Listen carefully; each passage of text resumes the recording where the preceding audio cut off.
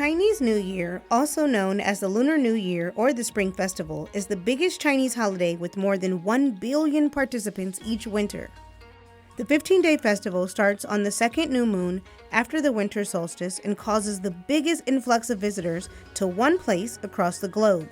Determined by the Chinese lunar calendar, the date of the festival changes every year, but falls between January 21st to February 20th. This year, the festival begins Sunday, January 22nd, the Year of the Rabbit. Chinese New Year goes back even further than the 16th century. So, where and why did it start? In true Chinese tradition, the Lunar Year is filled with myths, mysteries, and stories about its inception. One of the most popular is about the mythical beast called Neon. Neon is said to have eaten livestock, crops, and even people on the eve of the New Year. As the story goes, to prevent Neon from attacking people and wreaking havoc, a wise old man figured out that Neon was afraid of the color red, fire, and loud noises. People put red lanterns, red paper cutouts, red scrolls, food, and crackled bamboo on their windows and doors to stop Neon from coming inside with the hopes of scaring Neon away. The monster is said to have never showed up again. Also, in true Chinese tradition, each year is named for one of the 12 animals associated with the Chinese zodiac. The list of animals are the rat, the ox, the tiger, the rabbit, the dragon, the snake, the horse, the goat, the monkey, the rooster, the dog, and the pig. 2023 is the year of the rabbit. Along with the dragon, the rabbit is very important to the Chinese New Year as it represents good fortune and can be seen on a variety of Chinese artifacts. On the last day of the celebration, known as the Festival of Lanterns, it's common to see people hang up paper lanterns in the shape of rabbits. So what happens on the other 14 days leading up to the finale, might you ask? Well, a lot.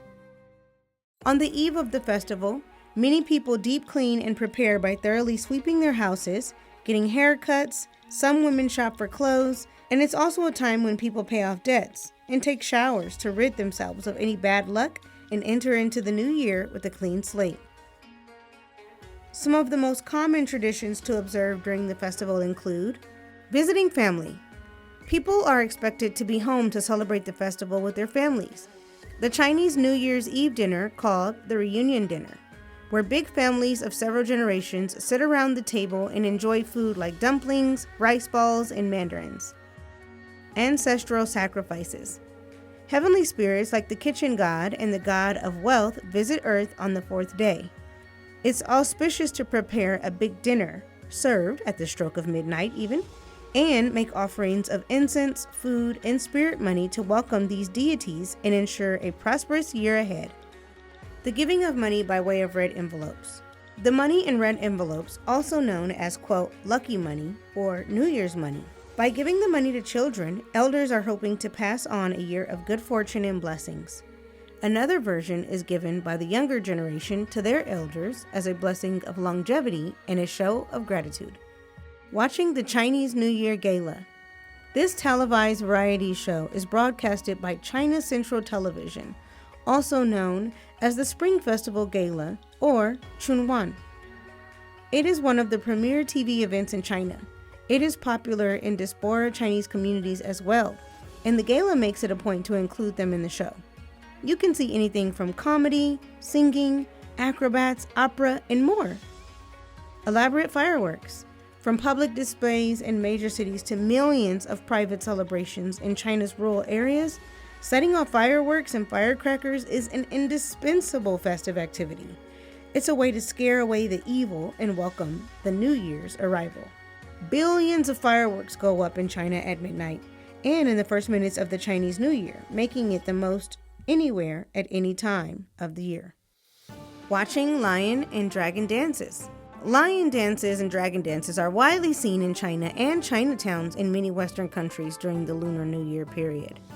They're performed to bring prosperity and good luck to the upcoming year or event, and could arguably be one of the most anticipated events during the festival. Although there are so many things to do during the festival, there's almost an equal amount of things to avoid doing during the 15-day celebration. Take a look at some of the most popular taboos people typically avoid during the holiday. Avoid breaking things. Never break a bowl, plate, glass, vase, or mirror, because breaking may result in money loss and family split in the future. 2. Avoid sharp objects. Try to not use needles, knives, or scissors on the first day. These items may cause bleeding.